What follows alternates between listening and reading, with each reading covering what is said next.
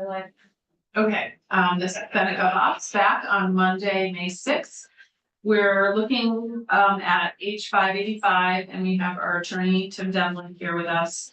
As we last previously on, we were talking about section 6, paragraphs B and C, and the potential to read these cumulatively. So Senator Watson has suggested a change. And so Tim, did you get that change? I have that. I'll incorporate it into a new draft 4.1. Okay. 4.1, were there any other changes or I don't think so. We walked through Rick's section with Rick and he, it seems like they are understanding, we understood the changes and then the sheriff compensation part, we just said that those changes that Senator Watson suggested, the last part on state's attorneys, it's just a report back. The Annie Noonan at DSAS is okay with this report back. She thinks the language works.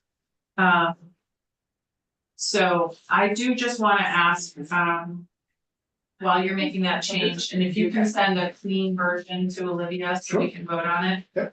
And in that moment while that's happening, when I ask for Roger to just come up and tell us his thoughts on the bill. So this is. Good afternoon, Roger. Hi, Roger.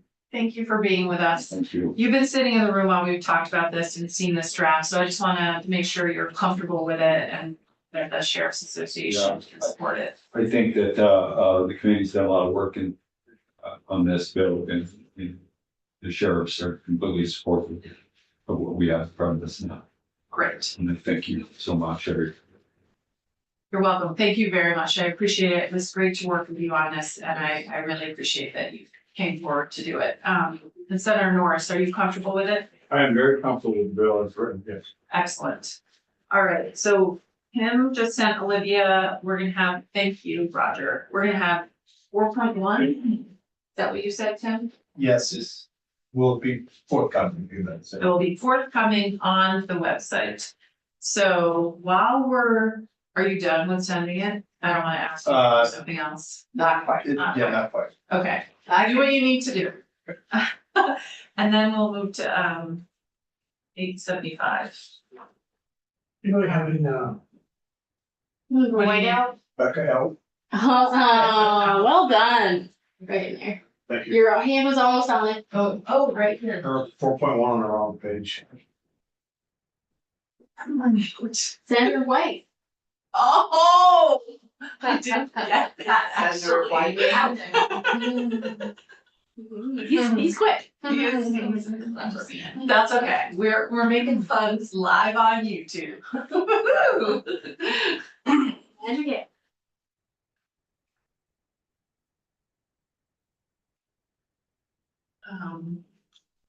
Yeah, give the sheriff. You keep close.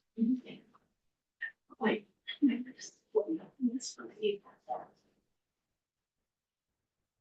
Okay.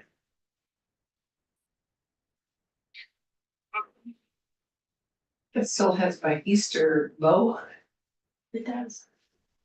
We could put this flower with all the other flowers too. Don't use that pen on the floor, because I've seen it. you gotta watch the flower bob up and down across the room. So Olivia's gonna post that and 4.1 with that change, that just adds the words, what, Tim, you wanna just? Yes. So we're on 875, no, we're still. 585. Okay. Compensation, words. so it's. Have attained level 2, but not attained level 3, how did you word it? You wanna come up? Yes, and. Where? Yeah. Good. Obtained or, yeah. Attained or obtained? Yeah. Obtained, is what it says in here. Sorry, And there's a subtle difference. I might have said Attain? I would have said attained, but. This is obtained. Oh, well, there. The difference, the definitional difference is.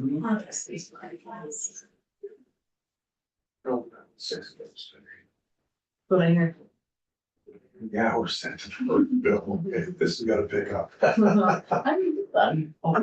So because it's a professional licensure, it would be something you could take possession of, so obtain, I think versus obtain versus achieving a goal or accomplishing a task. I know, I just agreed that attain means achieve goal or accomplish a task. So it's say obtain over attain, but Attain means to get or take possession of something. So is it on the website? I just posted it, so it might take a minute. Typically without much effort being put into acquiring it. Which is of course not true, because there's a lot of effort put into acquiring level 2 and level 3. So actually attained would have been a better thing, Tim. Because level 2 and 3 is more work. It's a lot of work.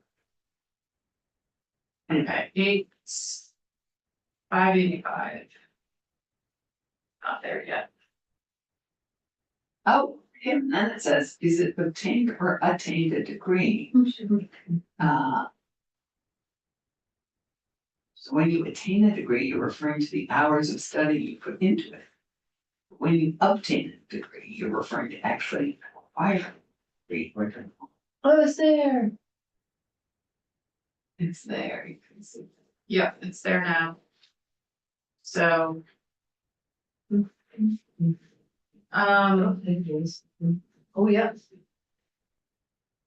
Reduced by 10% ratio has level 2, but not obtain level 3.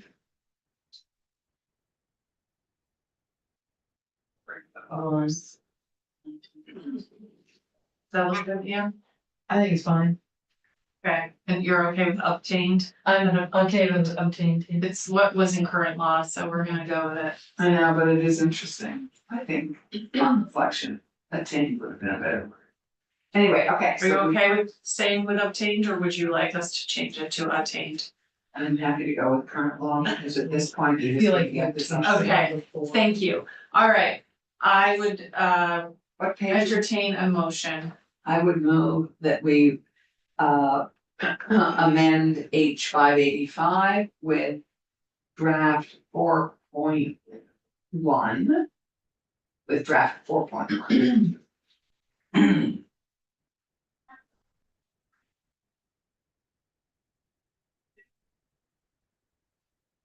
Do I hear a second?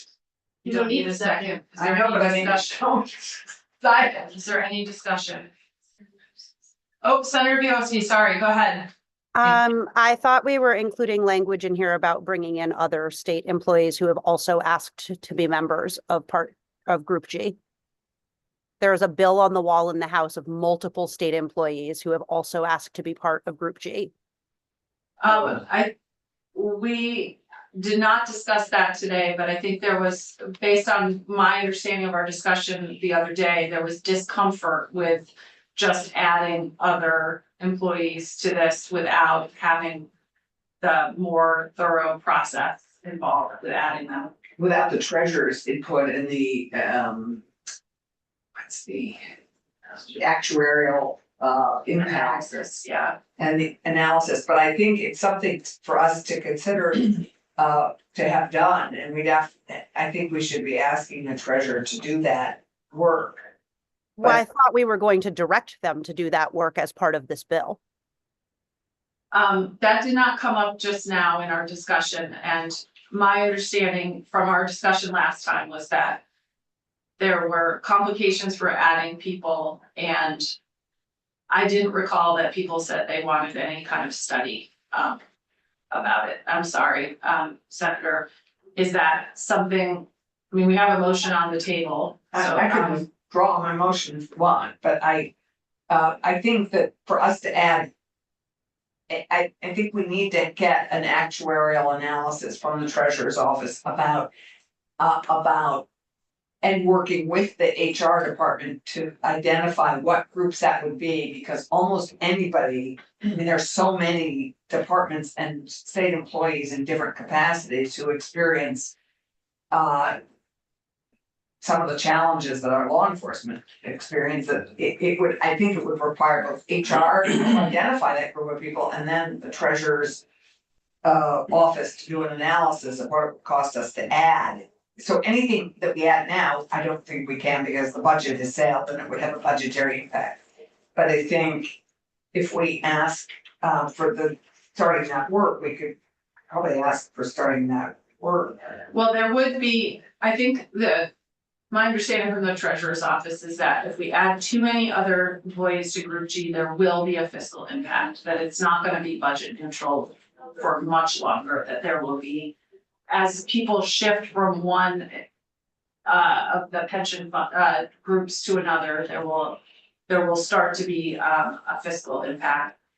And there also is a question of whether Group G is actually a better deal for people, because for people who work longer careers and intend to work longer careers, it's actually not a better deal, because you have to put more into your pension. It's just for people who have professions where they intend to or need to retire early, because then they build up their pensions faster. So I think it's been sort of billed as a better deal, but it's not necessarily a better deal for people. I agree, and they have to put in more, but also we have a workforce challenge. I think to Yep. allow more of our workforce to leave at 55 is the real challenge for us, and that needs study. So right now we have a motion on the table. Yes. It's 10 till 4. We have 6 bills to vote out today. So I know, Senator, that you're uncomfortable with this bill on a number of levels and are a likely no anyway. So is that correct? Yeah, I know there are at least 6 other departments that have asked to be part of Group G that also work in incredibly stressful fields that may or may not, when corrections came forward, they had statistics around life expectancy that made sense to allow them to retire earlier. And I certainly hear that the study hasn't been done, and it's to me is indicative of the problem that I have, is that we haven't done that study. And I actually don't even know, other than the actuarial review, if we've done the study for this group about whether or not life expectancy is shorter and all of the reasons Group G was created. So yes, I do have significant concerns with this, and not even mentioning the 6 other groups of state workers that have a bill on the wall in the House asking to be in Group G that we just aren't giving any mind to. Well, we got testimony from the VSEA on one group of employees that the VSEA was requesting to be put in there. I don't know about the other 5 groups, so we didn't get any testimony about more than just the National Guard. Yeah, the military guard people. The 31. There were no other groups that came forward asking to testify in here. That was the one that asked to testify. And there hadn't been any kind of work done to do the analysis about whether it was appropriate to add them. And we'd never even heard of this group of employees before. So, Bill? but I think. Because their concerns weren't taken seriously and that bill wasn't taken off the wall. Okay, so Senator, we have to vote bills out today. So we have a motion on the table. This was not brought up until after a motion was on the table. So I would like to vote on this bill. We have a motion and people can vote the way that they feel comfortable voting at this point. If there's no further discussion, I'll repeat my motion. My motion is to amend H 585 with draft 4.1. okay. All right, clerk, could you call? I can. Senator Bohowski, No, Senator White, Yes. Senator Norris, yes. Senator Watson, Yes. Senator Clarkson, Yes, Chair Hardy. Yes. and then I would move that we pass out favorably H 585 as amended.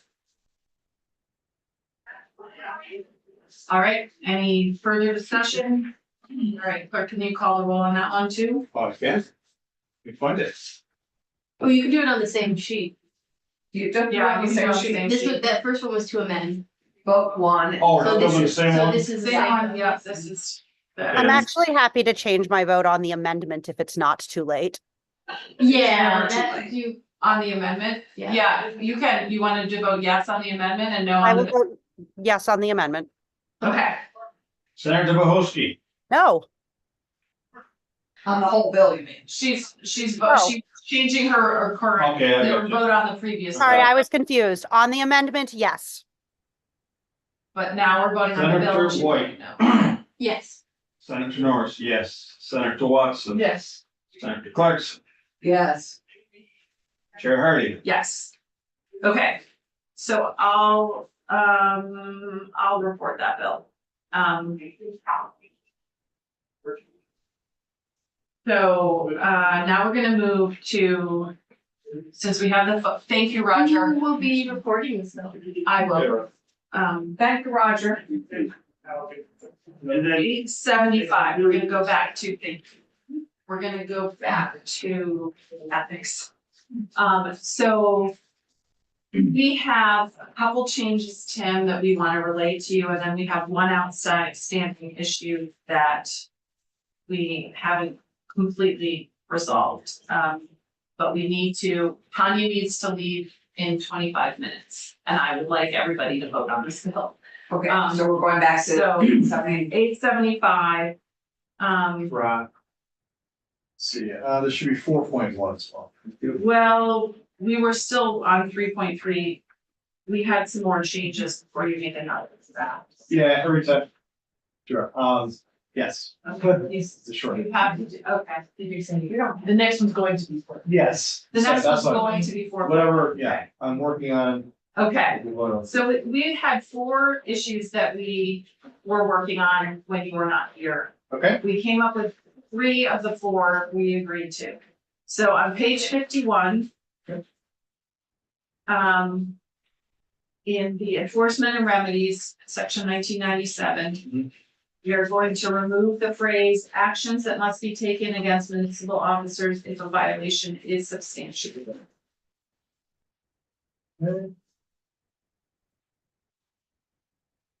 Maybe Yes. just please pipe up if I say something that we didn't all agree on, okay? No? So it would So- just go from including methods of enforcement and available remedies.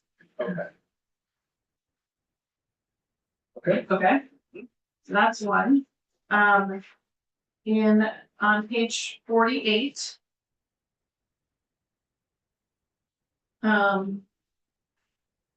This is the ethics training, section 1995. Okay.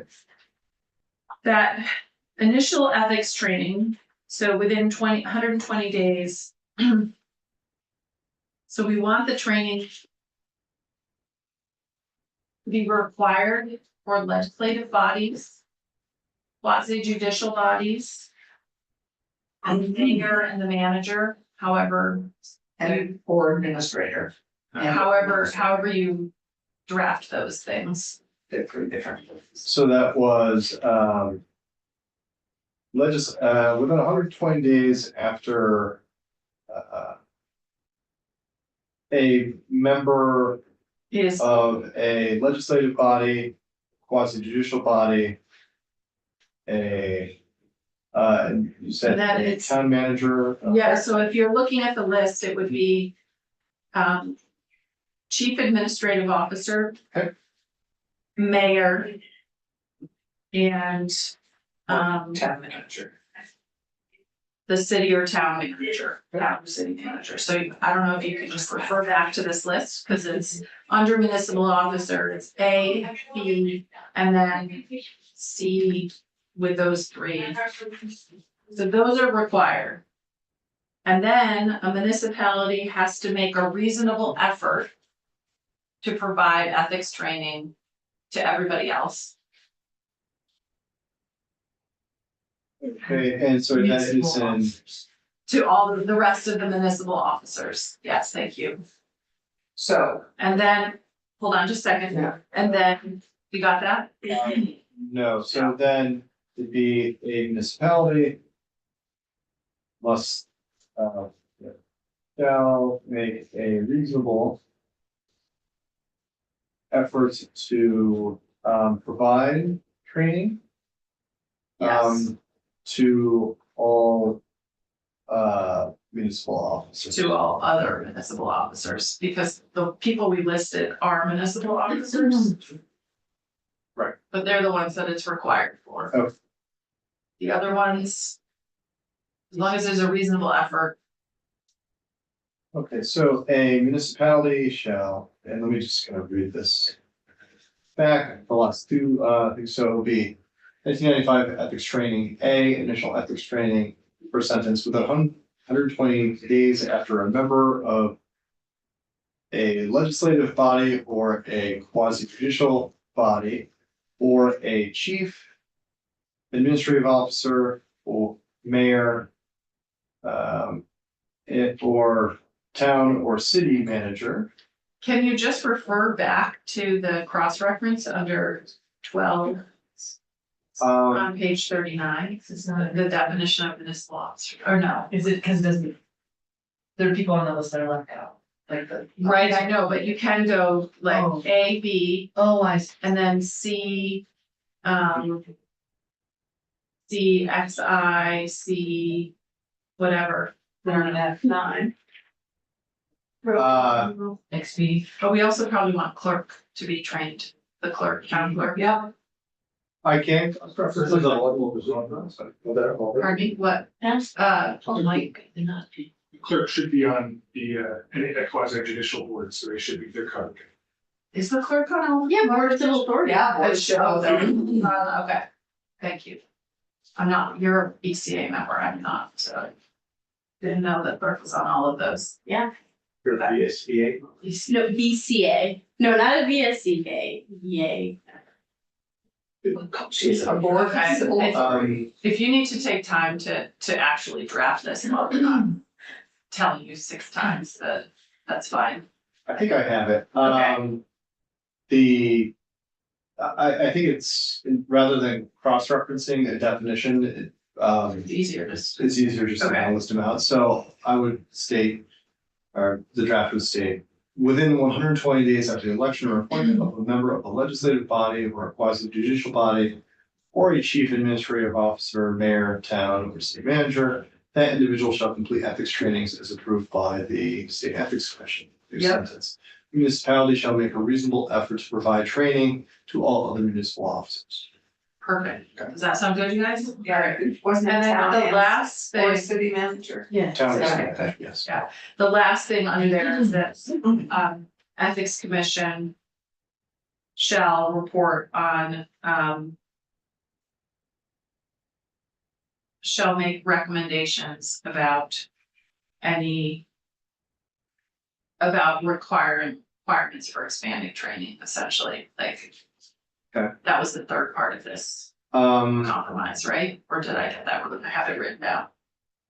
So under D, training provided by the commission, a new subdivision there, or? Yeah, Anne, can you take it from here? Sure. Do you have language? Well, I mean, my recollection was actually that, the ethics commission was gonna be making recommendations anyway. But Yeah. we can, I suppose we could, So maybe we don't have to actually say it because they are gonna do because this. you were gonna make recommendations, you already have to make recommendations. Yeah, and our annual report is required that we make recommendations to the legislature and report. Right, I mean, we could specify that they want, that we want recommendations about the expansion of training specifically. But otherwise, you're gonna need to make recommendations in that's how I refer. So we could specifically ask for this, or we could just trust that they're gonna make recommendations generally. Okay, I'm fine with just trusting that they're gonna make recommendations generally. Me too, because they're Christina, here every year. You're okay with that? Yes. Okay. Ted, you're good with the language? Okay, awesome. All right, so no, we don't need to add that then, because it'll happen anyway. Okay, the third of the 4 was, the task force, and we decided we don't need one of those. Right. Okay, so, and then the last one is the sticky wicket. and this is on page 32, and this is about the membership of the council. And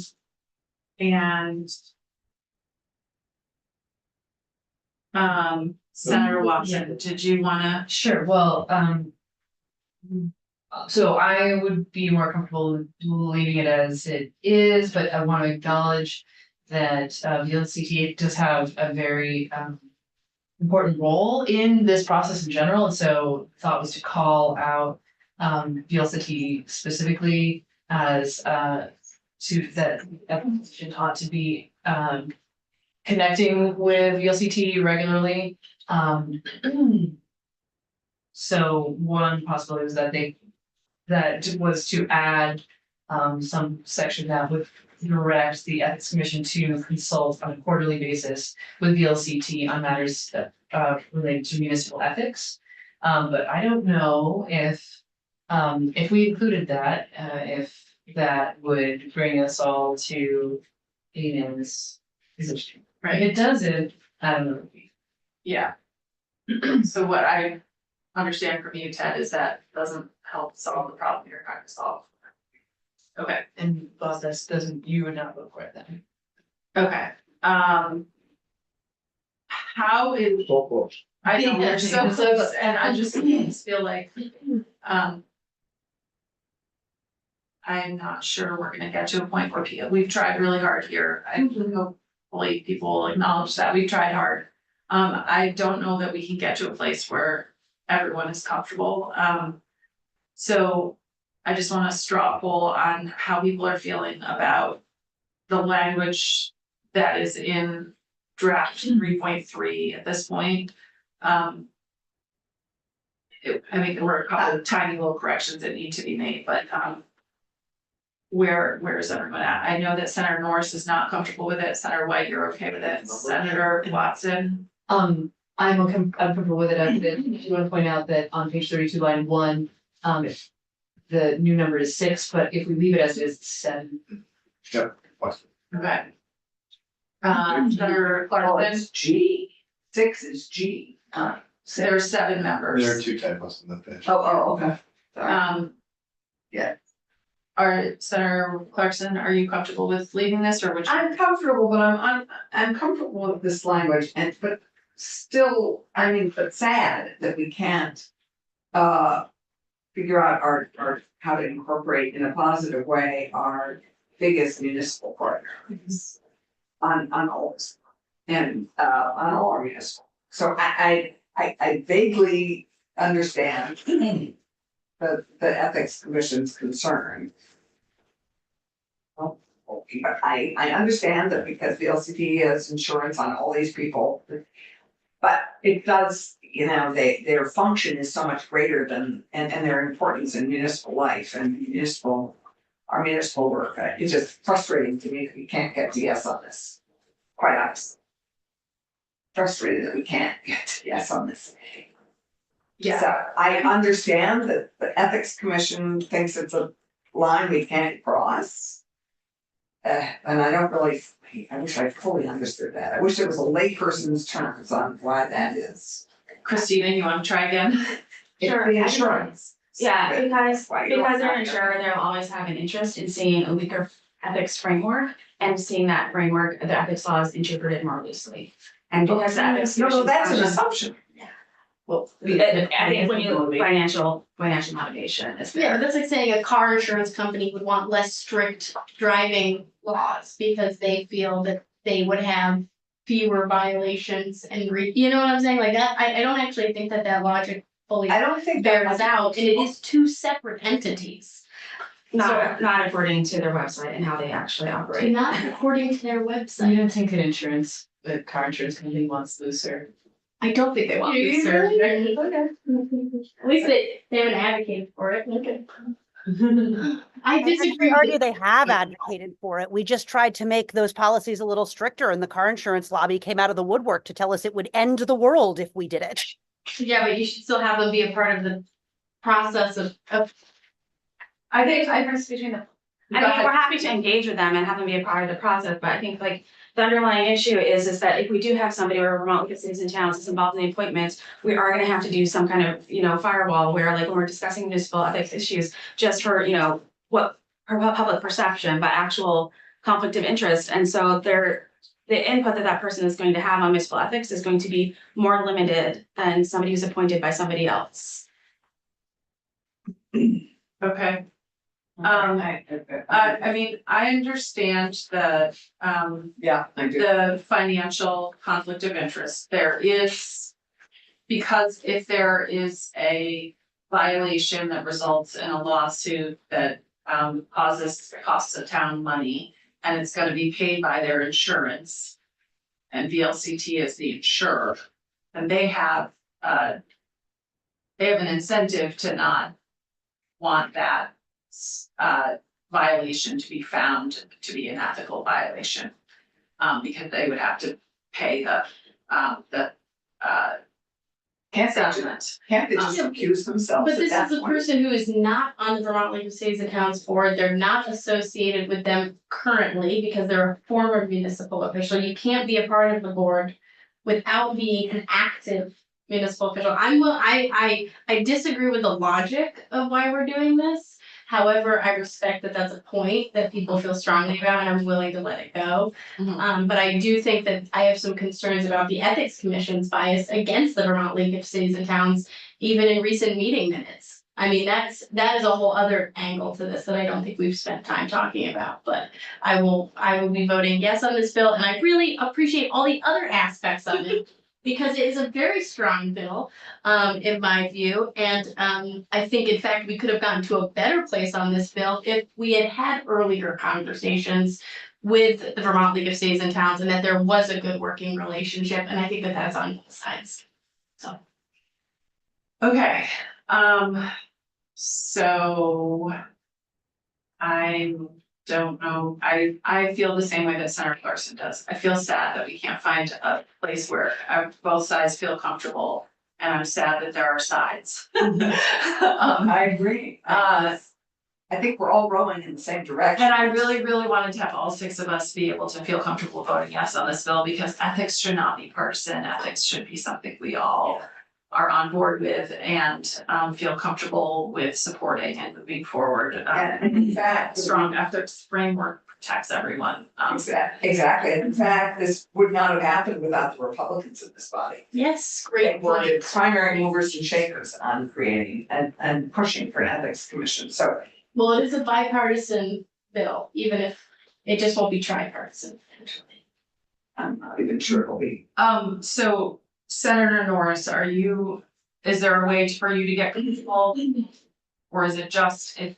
Now, there's just, it's unfortunate, I agree with everything that has been said, that we can't come to an agreement on this, but obviously there's the 2 parties are still far apart on this. And I'm just gonna support the league and Okay. All right, I guess I'm not sure that we can do anything else. So Tim, 4.1 would include the changes on page 32, changing the 6 to a 7, Yes. And then from correcting- 6 to a G, yep. and then the former municipal official, making it singular. Okay. F will now read 1 member who shall be a former municipal officer appointed by the Speaker of the House, and G, 1 member who will be a former municipal officer appointed by the Senate Committee on Committees. Okay. And then the other changes, the other thing I just wanted to clarify, I forgot to bring this up earlier. And if Madam Chair, may I just point out, if we come up with a solution to this in the next 24 hours, we could do it as a floor. We could, so maybe we lock Christina and Ted in a room. Sorry, I thought it was unfair. Maybe not lock them. Page 21. Transparently film a discussion of. Page 21 actually, I'm not positive it's page 21 anymore. This was on an earlier version that I lagged. It is still page 21. There's highlighted language that says, except those in subdivision B5 of this section. So B5 is, so this is referring to consultation on unethical conduct. And this is excluding the municipal code of ethics from consultation on code on that, on the code, from consultation with ethics commission on the code. If you can explain it better to them. So currently, this draft will insert a consultation requirement so that whenever the ethics commission receives a complaint and refers it to one of the various entities it already does, there would be kind of a check back, before any, with the, that is a consultation to be made between that other party and the ethics commission before any, decisions are made on the matter. And, at issue now is with, municipalities will also, or alleged, complaints about municipalities would now, go to the, could be, submitted with the ethics commission and then be referred back to the, municipality. And should there be, that same consultation requirement there? Yeah, so right now it's saying there would not be this consultation, and I just wanted to make sure that that's what people wanted. And I don't remember if Ted or Christina had opinions on this. It's a change we made because it's highlighted in yellow. And I didn't recall completely the discussion about it, so did you have an opinion, Ted? Pages about it? It's page 21. Or 20. Top of 21, page top of the page. 21. But and it refers back to page 20. Right, it's the P5.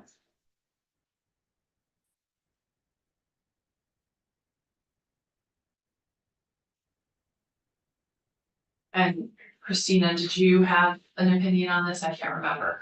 And initially I thought that that was going to be providing that kind of extra level of impartiality or independence when it comes to interpreting the code of ethics for those who are worried that municipalities might be tempted to dismiss concerns. And so we had thought that that was in there so that the consultation would be required to aid in that. Okay, so with that, your preference is that we don't include that except for language. That's my part, yeah, that would be our Okay. preference, right? To strike except those in subdivision, strike that. That's what, yeah. Did you have a thought on this, Ted? I guess it comes down to, I think if you have to consult the ethics commission on how to interpret the code, the ethics commission ultimately has to say what the code means.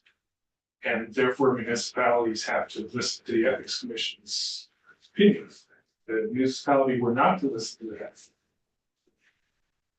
What would be the outcome of that situation? So I just think by saying you have to do that, you are building a different level of, a different relationship with the commission and the municipality, right? This way, it doesn't have that relationship. This way, you receive, the ethics commission receives a complaint, and it's handed to the state, to the town, and say, hey, you have to deal with this. Mm-hmm. Let us know if you have any questions. You can call us, because there's the whole consult issue right below where you can call and get a consultation. But to require them to talk to the ethics commission about interpreting the complaint. Okay, Because that is what this does, right? This requires them to consult with the ethics commission. right. So what you're saying is you're okay with the consultation if they want to do it, but that they should be required to do it. Yep. Okay, so I know Tim's dealing with a tech issue right now, but Excuse me. no, you're fine. This does leave open, with this language, it still leaves open the possibility of a consultation, it just doesn't require, is that correct, Tim?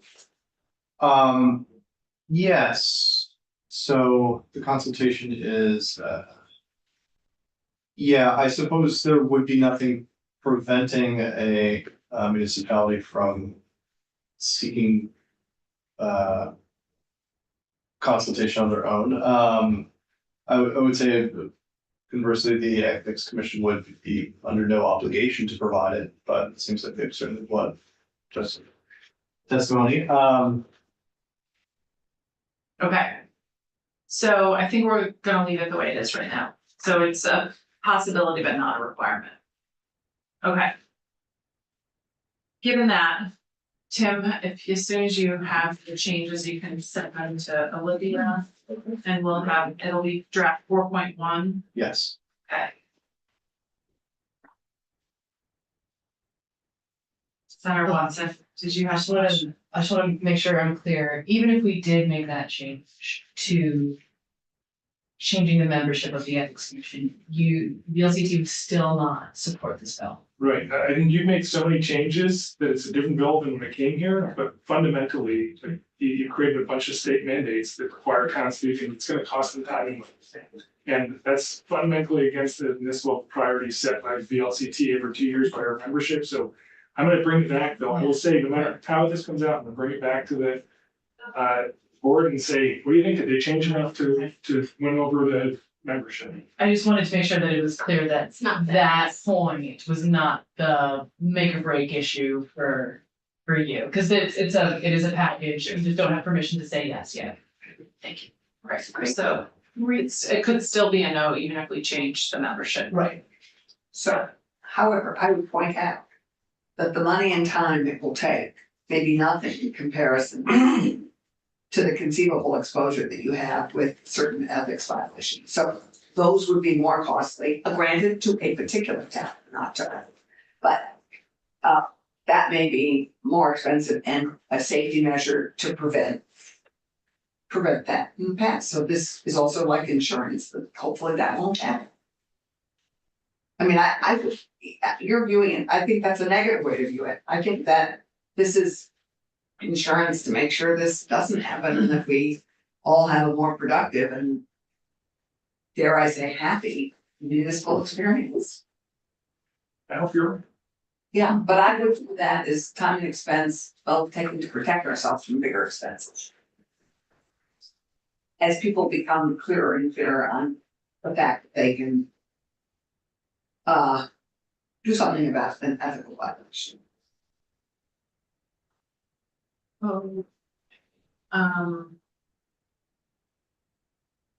We are, of course, time scheduled. But and Tanya needs to leave in like a minute, so. Let's So, go. Madam Chair, I would move that we amend 875 to reflect draft Wait. 4.1. Is that what it's gonna be, draft one? 4.1, okay. This is the amendment.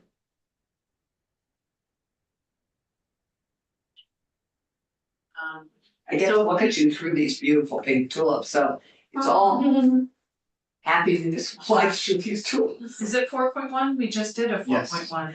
Wow, It it's is a lucky 4.1. number today. Incredible. He This is the he amendment. opened a tab of 4.1, and so all of the discussion got put into 4.1. Colin. Sorry. I gotta wait for my chair to come to.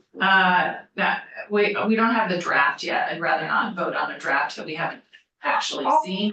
So you're so good. I voted on things this morning that we hadn't seen, but that we agreed to. I just, Is that on Facebook? Yeah. Did it? Yeah, I'll show you. okay. You can see our. Sweat. What's this? That was nice. Oh, when is Tony? I've got to just. Oh, no, please don't leave, because we have a small window that we have all 6 of us here. Okay, 1 minute. You can get it tomorrow, too, don't worry. You won't burn it. I'm doing this stuff. Mine. So That's what you gotta do. all the flowers has been posted now. It'll probably just be a couple minutes. Okay.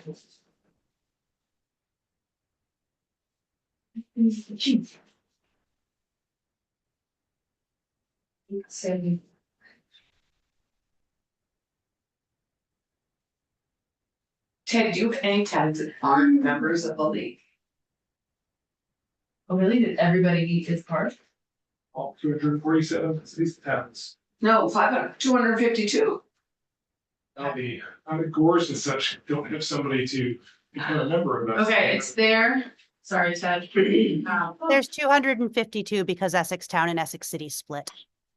Right, but he's saying is The that gores. some of those are gores and incorporated some things that. All right, so folks, just scroll through, look at those changes to make sure they're what we want. And Are they highlighted? they're not highlighted No. anymore, so.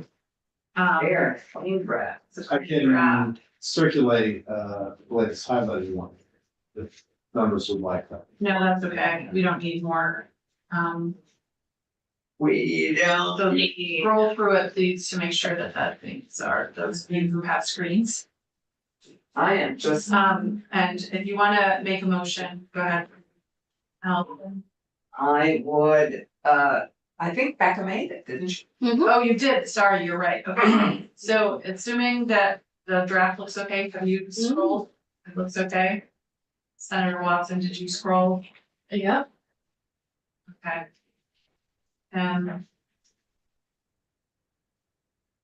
Okay, change this 7, the things. Okay, make sure that.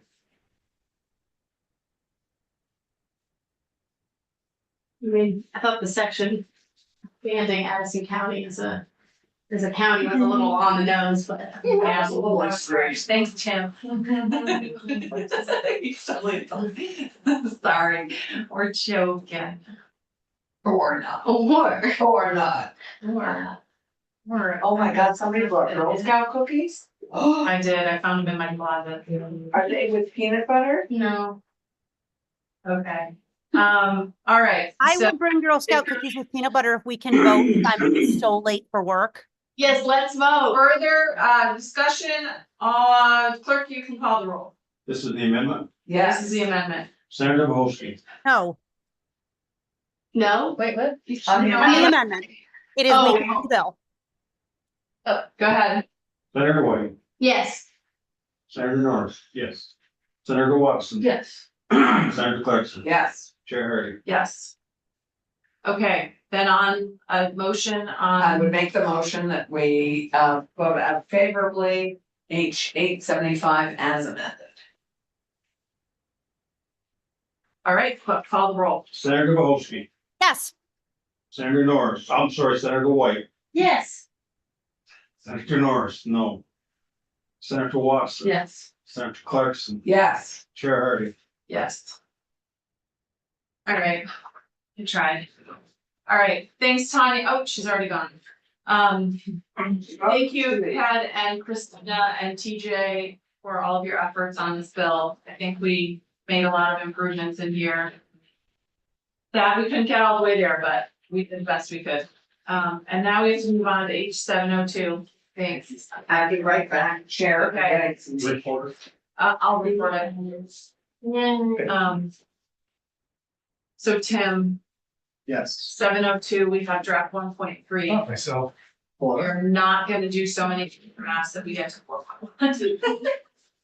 We have a new term. We do. We. It's 1.3. I think Olivia sent it. I think So it's skinnier than the last one. I'll leave it, but it has the grants thing in it. well, take out the working group. Made it a report.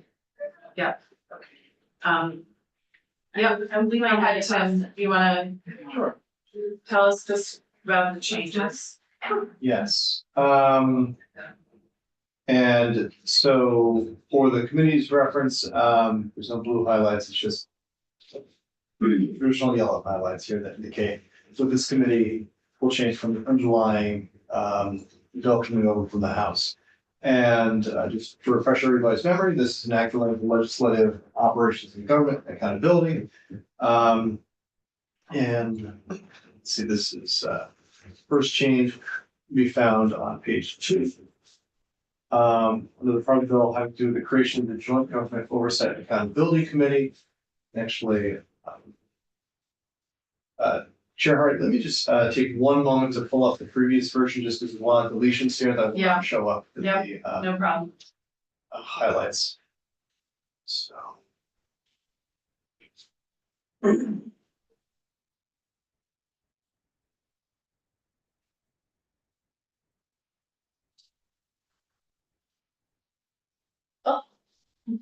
When's So we just.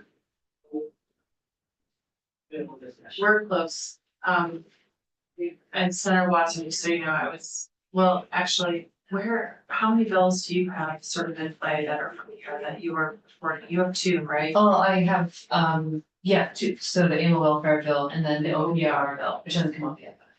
Okay. I've got two, one from here, the veterans, and I get the judicial nominating board from the Okay. judiciary is coming up this week. Do you have anything pending, Becca? What do you mean? Like, do you have a bill that? I'm trying to figure out who's gonna be a reporter on this bill. I don't believe I have any pending things besides the hopeful Hartford charter. Oh, yeah, okay, that will.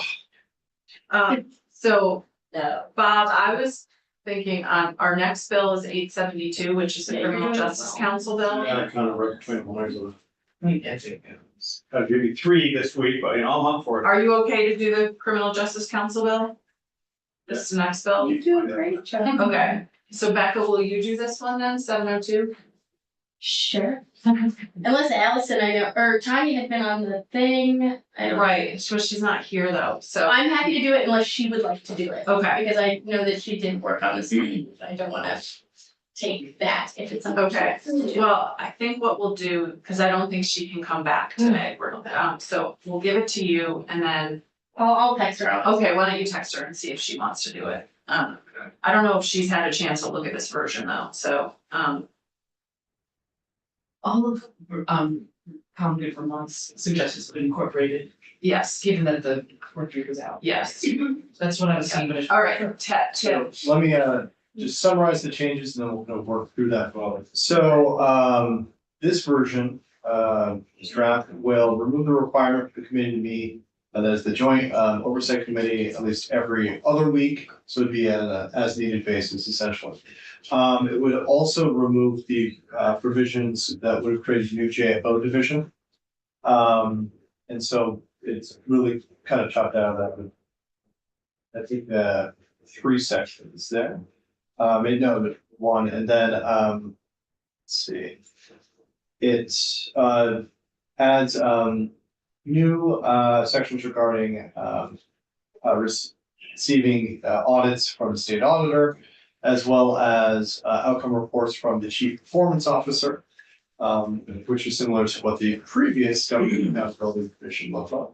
And then it adjusts that grant portions of the bill, indeed removing the working group with a requirement that the Secretary of Administration shall, in consultation with state agency partners, nonprofit, community-based organizations, receive grants and contracts from state government, the relevant stakeholders, report to GovOps committees by February, actually no, December 15th, 2025. So turning back to the bill, the first edit can be seen on page 2. And here we just have this during the committee. This is chapter that will be added to Title 2 to be Title 2 VSA Chapter 28 Joint Government Oversight and Accountability Committee, specifically section to be added 971 regarding the creation of the committee. And just clarifying some of the scope of the committee's work. You'll see on line 16, sentence will be modified stating the committee shall work independently and with other legislative committees to assist with matters related to government oversight and issues of concern. The next change is actually a visible one, and this is in the middle of page 3 under subsection D, where it said the committee shall meet as necessary for the prompt discharge of its duties. There was a requirement for them to meet every 2 weeks at least. That has been removed. But the next change is on page 5, and I believe that corrects typo. Did do something term sorry, just running for myself here. The draft from one place.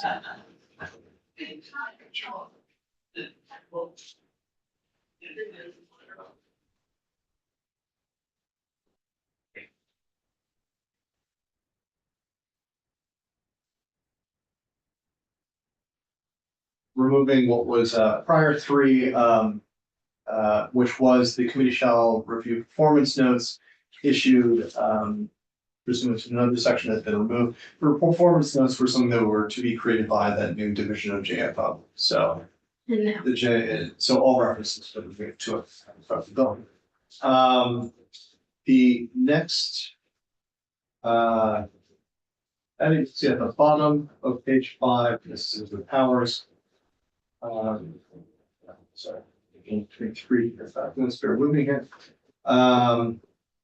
So And are we this still on removes- page 5? Yes, the bottom page. Okay. So.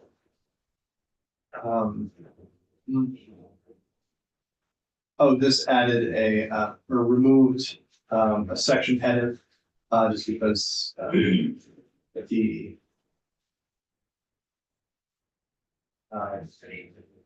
Positions.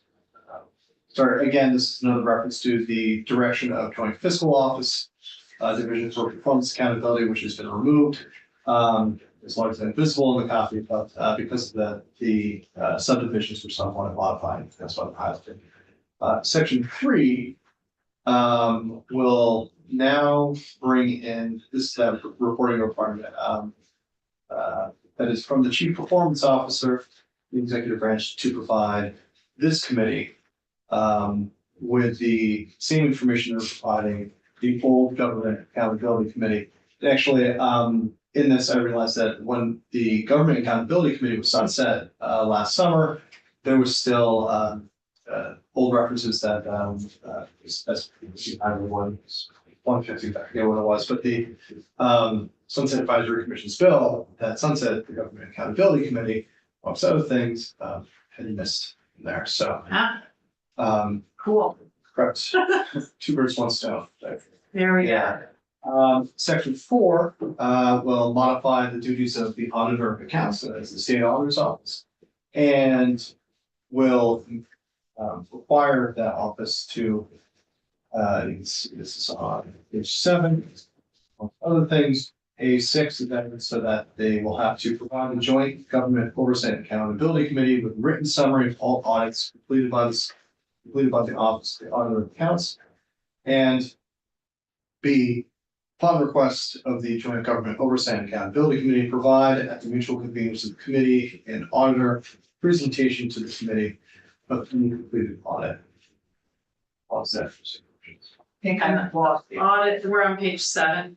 Oh, that's This why. is adding duties to the auditor. The auditor's office reviewed this and they're fine with this language. Cool. There had been a third one that they didn't like so much, so we took it out. So the previous sections 4, 5, and 6 of this bill. 4 was titled Management of Reports and Data Appropriation. 5 was the to be added statutory section regarding the creation of the Division of Performance Accountability within the Joint Fiscal Office. And 6 was titled Creation of the Position in Division of Performance Accountability and Appropriation. Those have all been removed from this bill. Which None of those were in the budget. And so they had to be removed from this bill. And then the thing about the reports database that was in this bill, they're already doing. So we don't need to, the joint legislative, or I'm sorry, the legislative operations staff and IT already got together and did the thing that was, this bill would have asked them to do. So it's not necessary to ask them to do it. and let's see. Now we turn to the next omitted part of the bill had to do with grant fund, state funded grants review and the working group on state grant process. That has been removed and just see.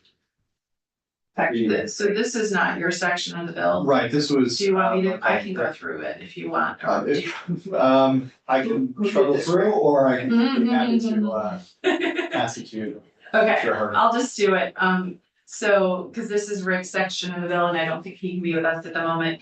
You'll recall that this was a working group, and, this changes it to a report back from the agency that they have to do in consultation with other relevant state agencies and departments, nonprofit and community-based organizations. This is at the bottom of page 9. Identified in consultation with Common Good Vermont that have received a state-funded grant and other relevant stakeholders as determined by the agency. So they have to do it in consultation, and it covers the things that the working group had been required to do, but they're just sort of condensed and consolidated into, these are the things. I will just, and then they have to report back by December 15th. Since it's not a working group needing coordination with a lot of people, the report can be done faster, and done in December rather than February, I think it was for. November, there's one that's due in November. No, this just makes it in December. So I guess originally it was November, which I think was way too fast. And then the draft that had it February, now it's middle of December. I think the working group would have hit resistance pretty hard, in the appropriations committee. So it was a similar situation to what was an S-96. So I just saw that train coming and made it into a report.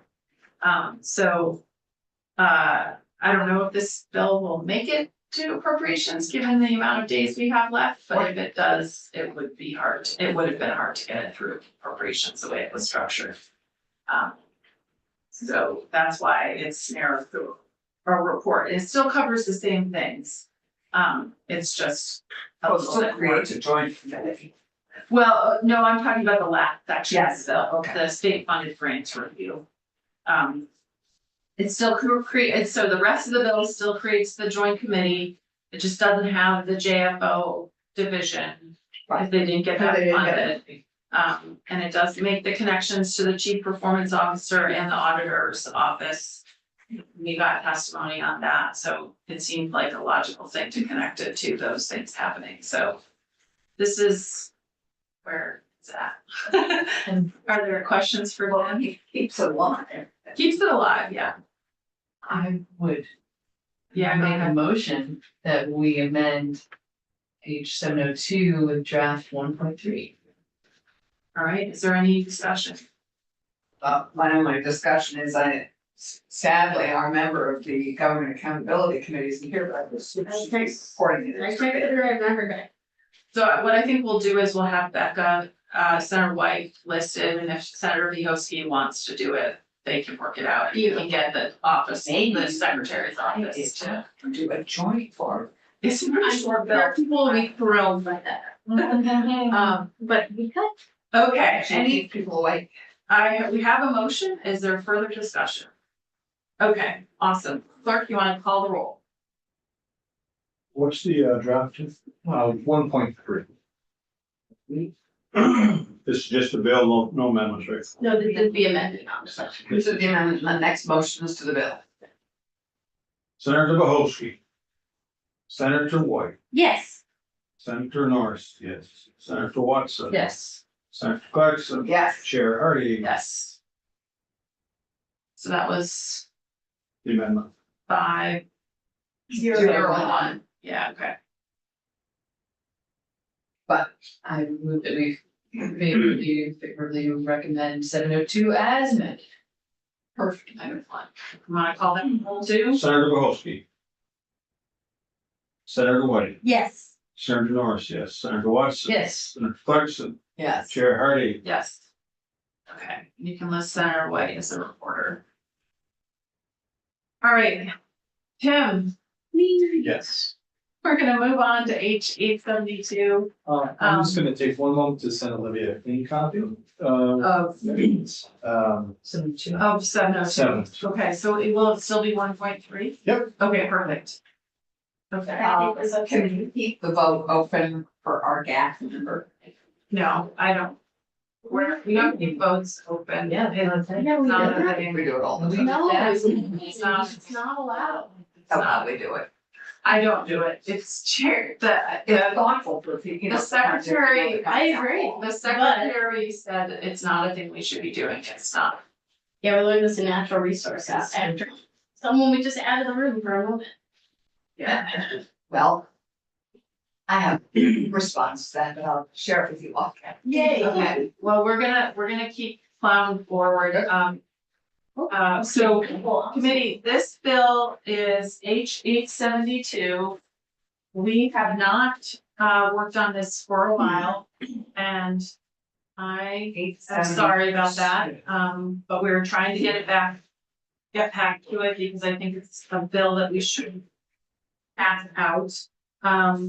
The House did a lot of work on this bill and I'm gonna turn it over to Tim to sort of refresh our memories. Sure. And hi, Kim, thanks for joining us. I see you in your car. We're working as fast as we can, but we are behind schedule. Tim's just gonna refresh our memories on the bill and then I'm gonna turn to you. Do we have copies of it, or do we, it Hasn't been changed. It's still as passed by the House. So, this bill, is an act, this is committee members, you have before you the as passed by the House version of H 872, an act relating miscellaneous updates to the powers of the Vermont Criminal Justice Council or VCJC and the duties of law enforcement officers. Broadly, what this does is, retools the law enforcement officers, conduct statutes or required conduct statutes.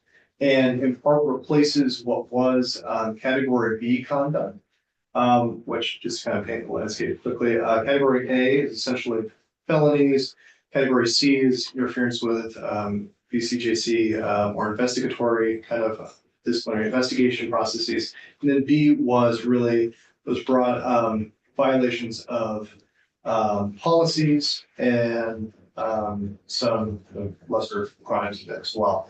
So the category B conduct is being essentially transferred into, or I should say, removed, both moved, and will no longer appear really as a list of category B violations, but really will just be a violation of to be created law enforcement officer code of conduct. And the code of conduct will be adopted by rule by the Vermont Criminal Justice Council. And however, it will have certain guidelines in there because of the non-delegation principle at play here, so that the code of conduct must include various things in which will look pretty familiar to the reader because they have a lot to do with what is being moved as category B conduct. And so a lot of it is basically just being moved into, we describe it as bare minimum or guardrails for what the rules that code of conduct will have to look like going forward. The other thing I would note is that it modifies the statute that was modified by examined, discussed by this committee last year in a similar miscellaneous kind of criminal justice council law enforcement officer certification bill, and that was the having to do with instances of alleged first offenses, violations of the code. And currently, under statute as it exists now, if there's a violation, an instance of first offense, that's the way to term it. If it's really kind of physical in nature or violent in nature, the Vermont Criminal Justice Council can act on a first offense, but if it's not, if it's more kind of described white collar violations, then the Criminal Justice Council is prevented from acting on a first offense there. This bill will change that so that it's no longer really a matter of, okay, is it an offense that's more having to do with a physicality element or a bodily harm element, but really changes it to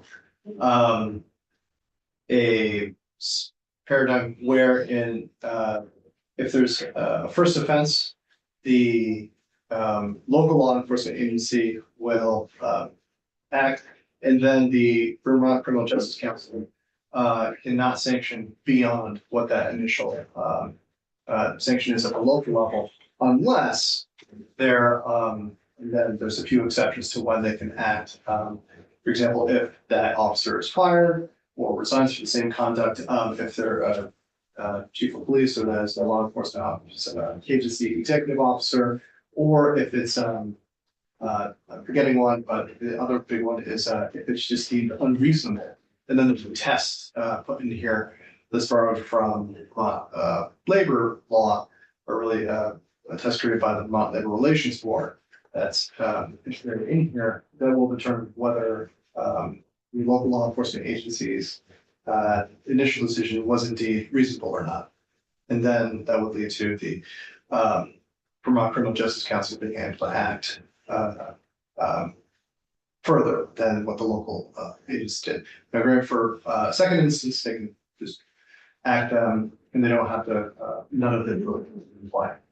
Second or subsequent, I should say. So those are the main kind of broad strokes of the bill.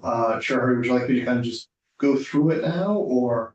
Well, committee, do you recall the bill? It's been a couple weeks since we've done it. Do you want Tim to go through it in more detail, or are you comfortable with it? Okay. Senator Watson. We don't have a new draft of this, correct? No, it's as passed by the House, we never asked for any amendments. I think To this point. concur. So, I mean, I would concur, Yeah. and that would be fine. I just had a couple notes on here of like suggestions, and so they were just, maybe we're not gonna change them, but I figured I would at least raise them. Sure, go ahead. If that's okay, so on page 2, on line 15, right, so this is under code contents. I had a note here that the law enforcement officer's code of conduct shall, right now it says, shall prohibit the following categories of conduct. And I had a note to make that not exclusive, or in other words, that it shall It should be- prohibit at least the following categories of Or conduct. including but not limited to. Right, so there was some potential Oh. loosening of that, Mhm. which I would be fine with. And then we had talked about just, I don't know if we want to talk about that one or move on to the next one. No, go ahead. The only other one, and this might be more complicated than we can handle right now, but I did have a note to include on page 3. Under like misuse of official position, adding a number, or adding an E, so I guess it'd be like after line 8 on page 3, which would have to do with intimidation. Oh, don't have it. Okay. Did you have another one? No, that was it. Okay. I had both of those written down as well, among other things. And I guess our decision right now is we could amend this and pass it out as amended. And you know, the House would probably concur with anything we did, but counting days, wanting to make sure, and this is true for all of our bills, if we try to adjourn on Friday, unless we get rule suspensions on both sides, they're all gonna run out of the clock. I mean, the only way this wouldn't run out of the clock on this particular one is if we concurred. Then I think it would make it through without any problems. Nothing else is guaranteed. Then I feel like we should concur. Well, But if there's, There's but also the we veto can also try to, yes, there's the veto session, which gains us a couple days. and we And- may be here the 13th and 14th. And- You know, there is so much policy right at stake right now Yes. that, and there is no reason for us not to come back. So everybody, every member of this body knows to save the week after, Right. the And stated also, deadline. if we make, I mean, I think this bill would probably get rule suspensions unless we changed it radically. So if we're making just small changes that we feel are necessary, I feel like we're still safe. I see you, Tim. Tim, go ahead. Would just like to say, the comments, and suggestions that you, brought up, Senator Watson, the Vermont Criminal Council, Justice Council will not be prohibited from doing such things under this. Again, it's kind of a floor, and then they can go beyond this more of a minimum. Okay, so they could include intimidate, because we've left it Yes. open, or Sure. they have the potential to include other categories. Yeah, kinds of conduct, then intimidation could be included. Sure, and I would say, as long as those are pretty much in line with the nature of things already. And these things are very subjective. Well, I'm happy to concur. Intimidation. Anybody show, No, if they, you pull someone over, you walk up to the car, they're intimidated. no, It's very different when you have a subjective. gun. So every time we get into this, like, Depends on who you are, but And but something like a definition of what any of these terms are could certainly be spelled out in the rules themselves. And rules. All right, I'm gonna turn quickly to Kim McManus, and hi, Kim, thanks for your patience today while we tried to get through a lot of bills. I know you testified already on this bill, but you've heard our discussion and where we are at with time. So I guess from you, what I'd like to know is, are you comfortable with where the language is right now? Do you feel like it's workable? Does it give you enough flexibility to add things if you need to? And does the council feel like the reasonableness test is clear enough for you to work with? Thank you, Senator Hardy. For the record, this is Kim McManus with the Vermont Criminal Justice Council.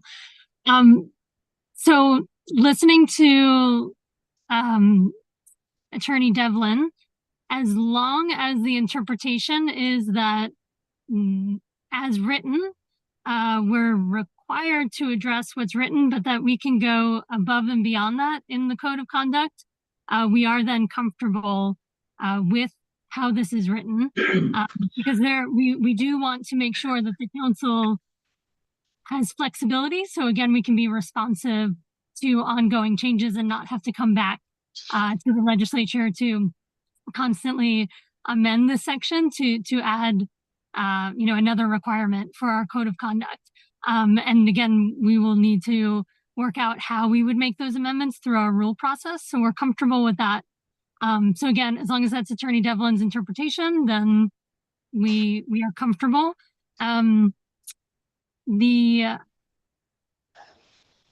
Just trying to think through, as far as the reasonableness test, we are comfortable with it. I know the committee raised a few issues, just asking about the wording as far as whether it was agency specific or statewide specific. And I believe the committee had wanted to speak with your legislative counsel who had more labor board experience. So I just note that because that was a lot of our conversation last time when I was before you. But on our end, we're comfortable with interpreting those standards and applying them in our setting. Okay, great, that is helpful. Yes, we had intended to have our labor attorney come and talk with us about it, and that did not happen. We are running out of time. Yes, it's unfortunate. Well, so given what you just said about, as much as Tim is our authority in the room, he's not unfortunately authority on everybody. So his interpretation is it gives you flexibility. So I'm wondering if, who else's interpretation we would need, Tim, what do you think in terms of, feel like it's unclear that it could be the floor, or, I mean, you stated you thought it could be the floor. Right, yeah, looking back, what we have here, it is, so there's two parts of Senator Watson's wanting to sort of comments there. So the latter being, okay, we have a list that says misuse of official position, including regular statutory interpretation of the phrase including is permissive and not exclusive, what is enumerated there. So as long as things are essentially of the same ilk, which I think Intimidation. some version of intimidation would probably, be close enough related to that. I think that'd be a possible addition that could be introduced by rule. The former comment of yours, Senator Watson, was what, line 14 of the previous page, code of conduct. And law enforcement officers' code of conduct shall prohibit the following. And how exclusive is that? That's, I have to think about that. Yeah.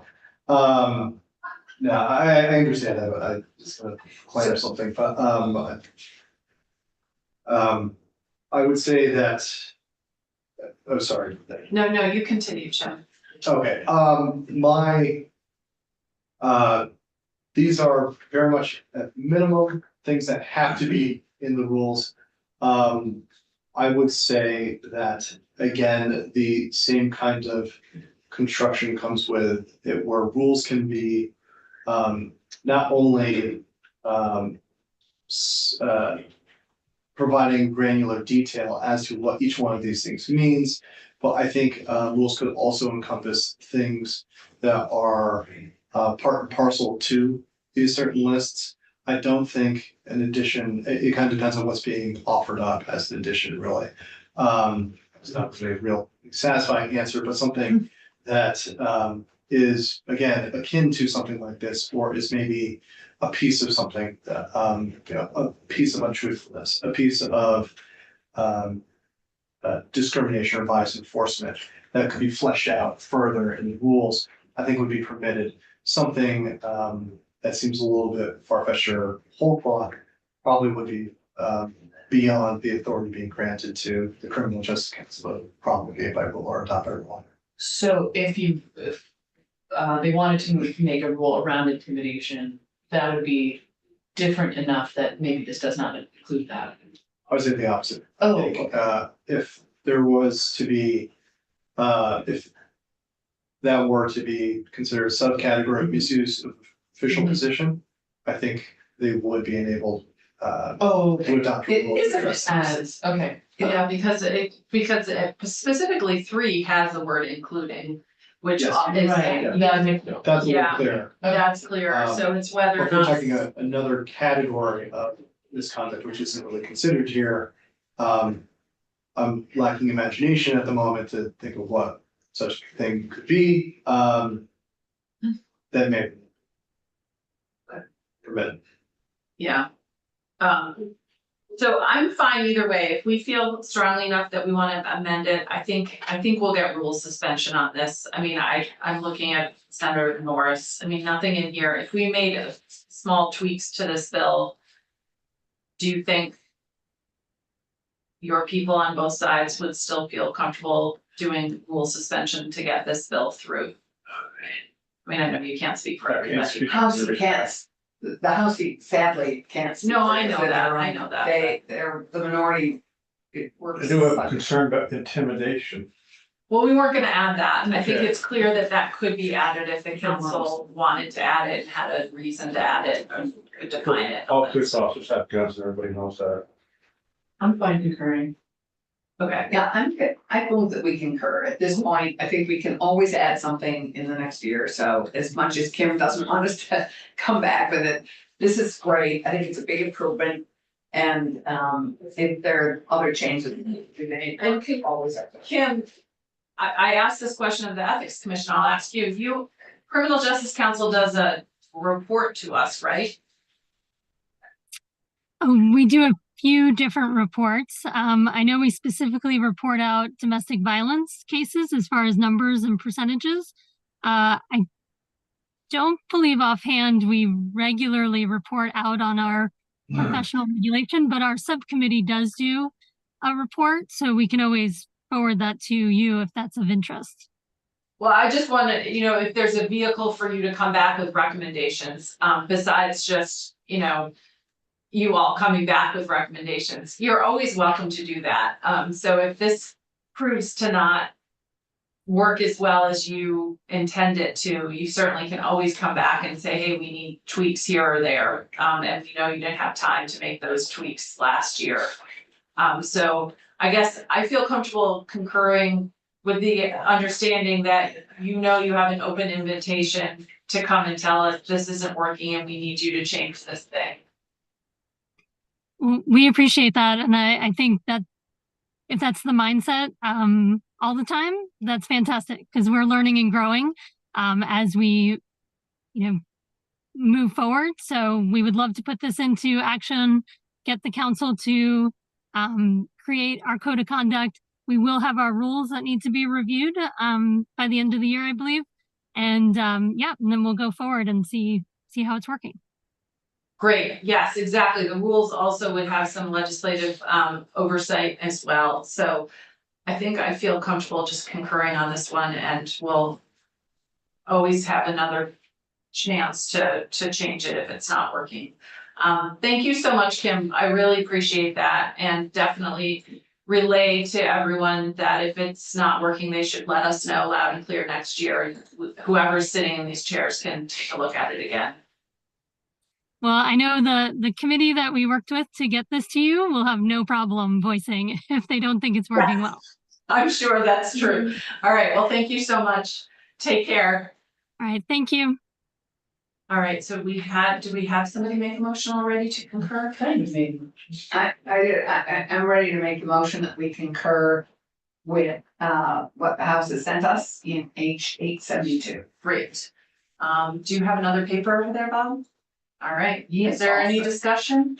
All right, would you like to call the roll? Senator Verhoeven. Senator White, Yes.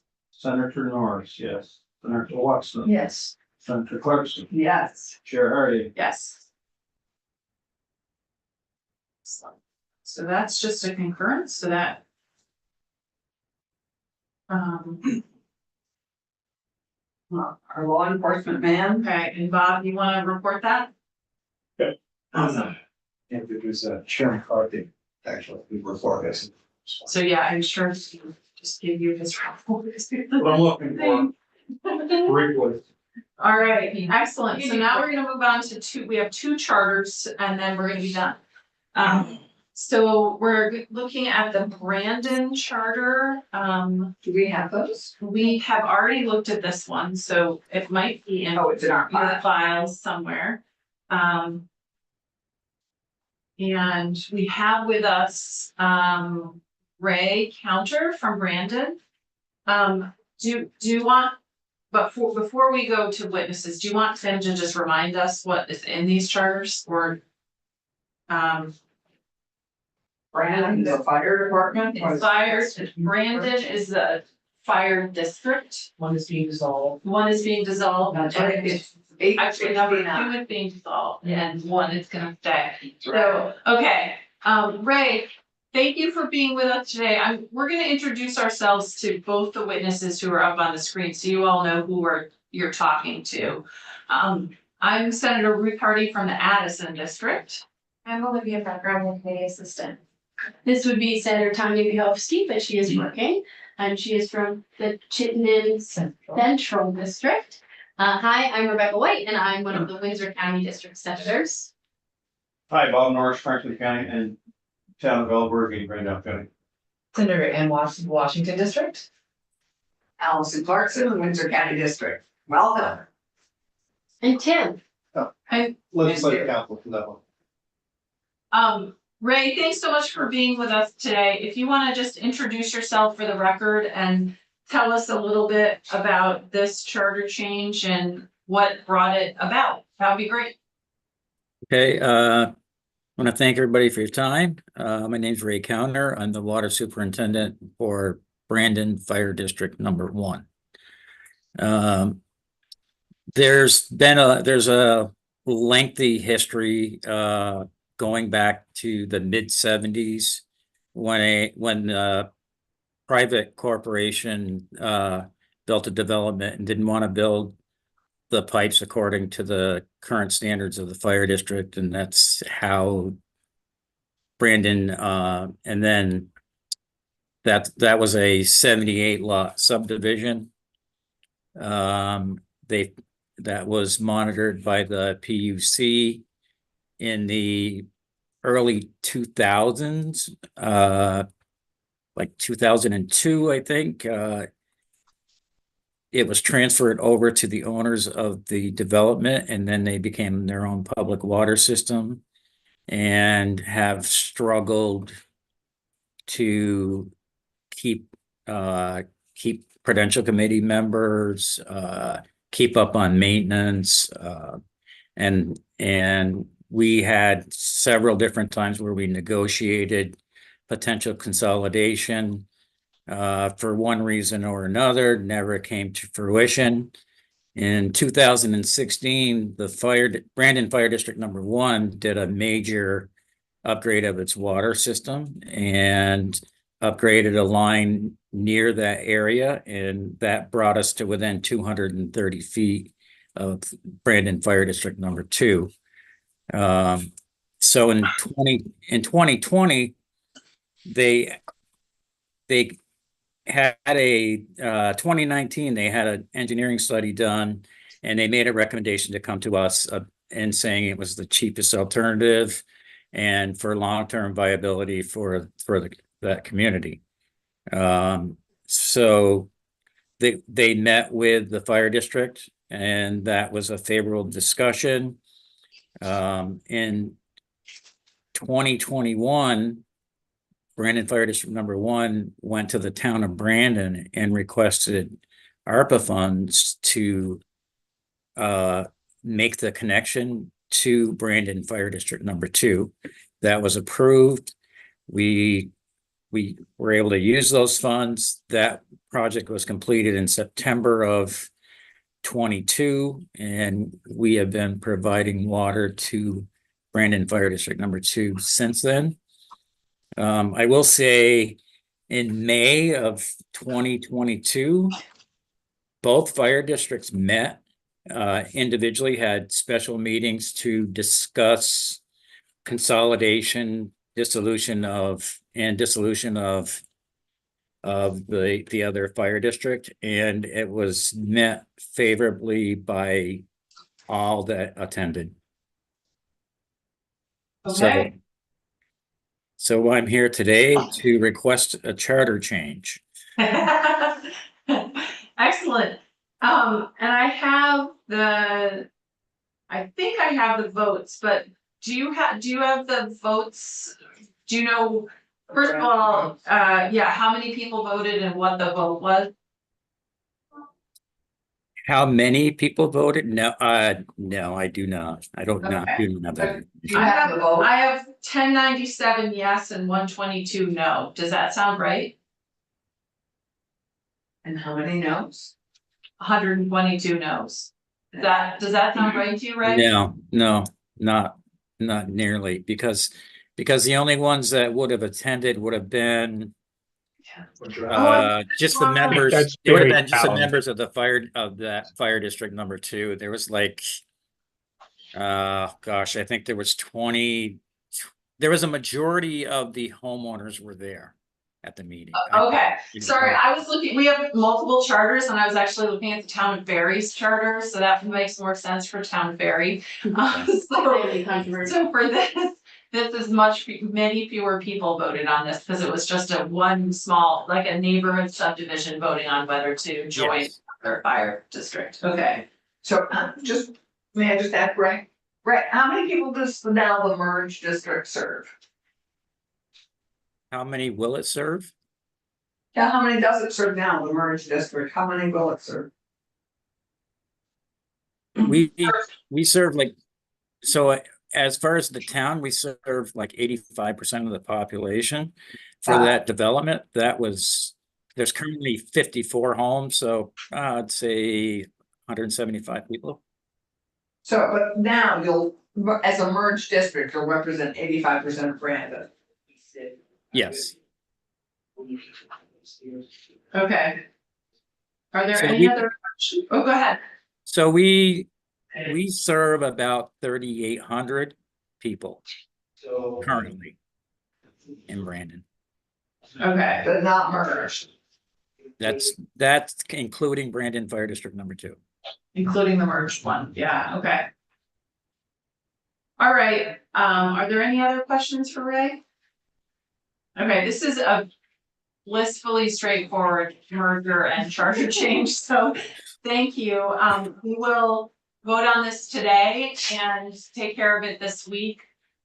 Even though we're running out of time, we're pretty sure that, charter changes, especially one this simple, will speed through, so, you should not worry. And we'll make sure that it gets done for you before we adjourn.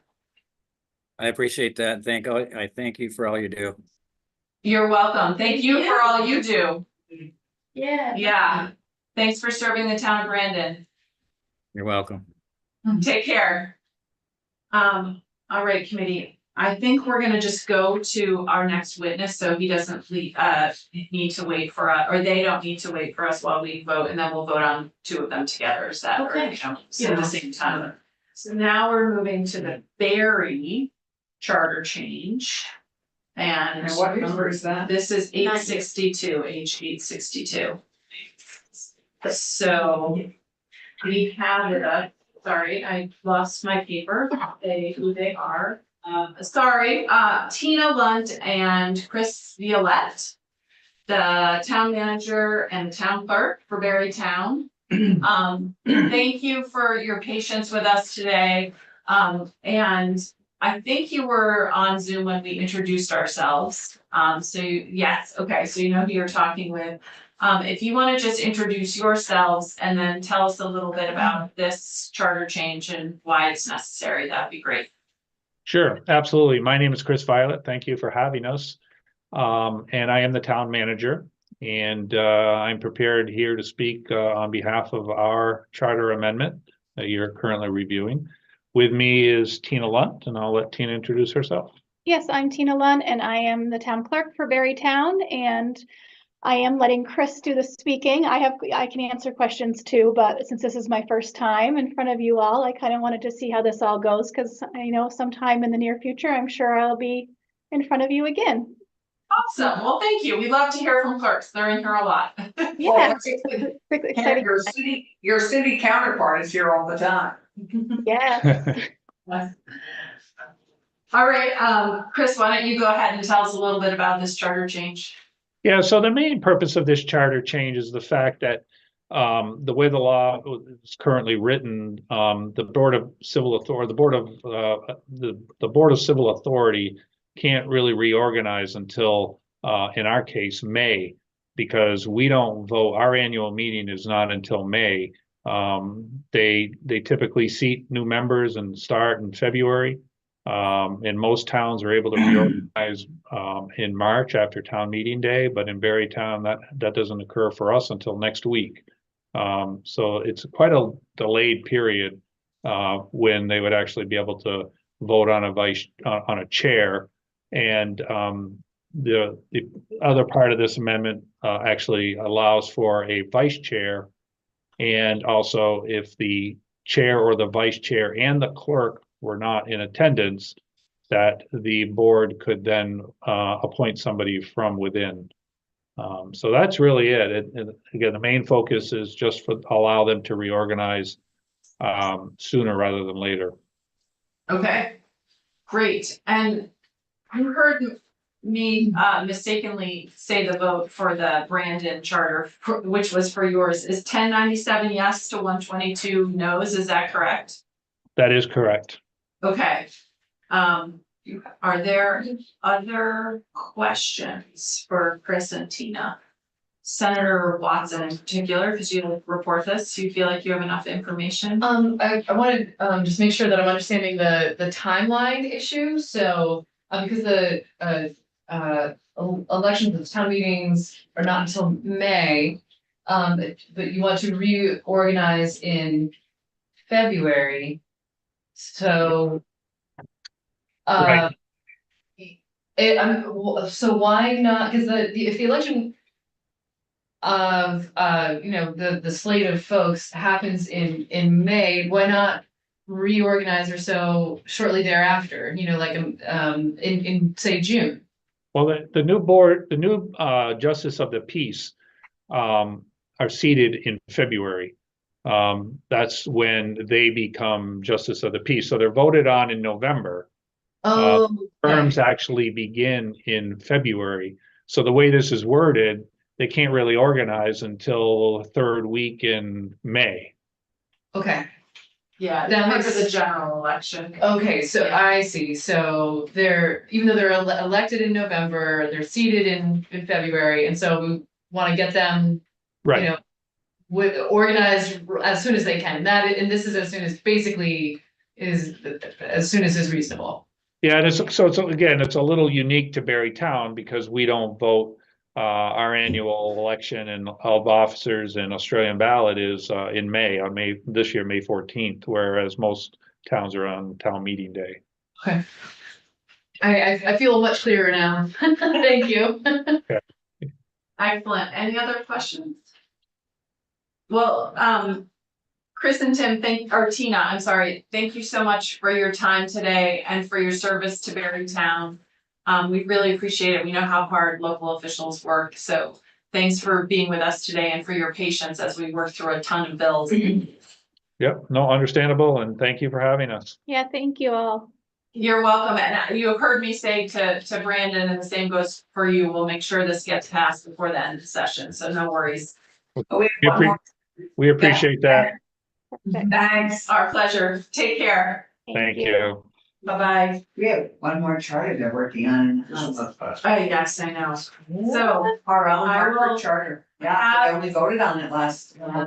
take a motion on one of these, whichever one. you Madam want to Chair, start I with. would move that we adopt H869 In concurrence with that. in concurrence with the House. All right, this is the Brandon Fire District. All right, clerk, would you like to call the roll? Senator Bohowski, Senator White, Yes. Senator Norris, yes, Senator Watson, Yes. Senator Clarkson. Yes. Chair Hardy. Yes.